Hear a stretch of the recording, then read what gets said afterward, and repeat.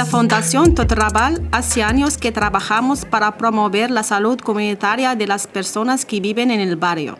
Junto con otras asociaciones, en octubre hemos comenzado un nuevo proyecto que se llama Cuina la Teva Salud.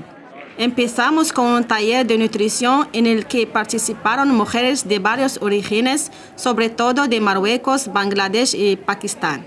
Después, con varias entidades, hemos cocinado 7 sopas saludables en la fiesta de las sopas de aquí y de allá, compartiendo el conocimiento heredado de nuestras madres y abuelas. Nuestra sopa para hoy es la sopa de quinoa boliviano y aquí pues la quinoa, ¿no? Esta sopa de Marruecos, de Ramadán, cada año, todo el mes, la sopa, se llama el harira. La sopa que se llama el bisara. Sopa de verdures, però aquesta vegada he fet escudella. O sigui, una mica més condensada, o sigui, no tan triturat tot. Estamos preparando un sancocho diaspórico y situado. Esta sopa es de pescado. It's a soup that is very typical in our country, especially in winter season. Una sopa muy enérgica, da mucha energía al cuerpo y se toma mucho en el invierno, es sana y fuerte.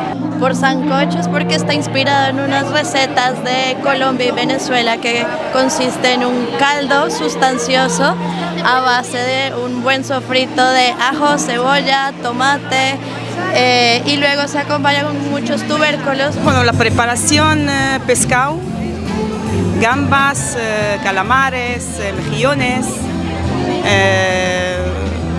¿qué más? Pescado blanco.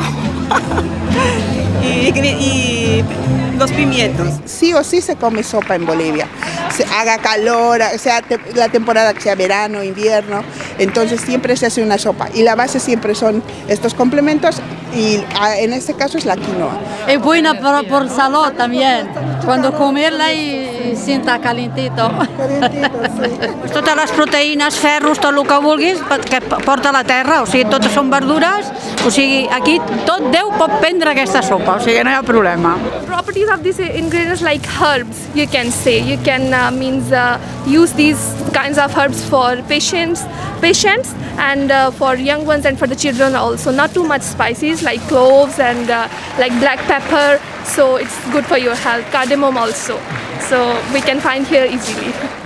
Para continuar trabajando la alimentación saludable, haremos talleres de cocina en diciembre, enero y febrero.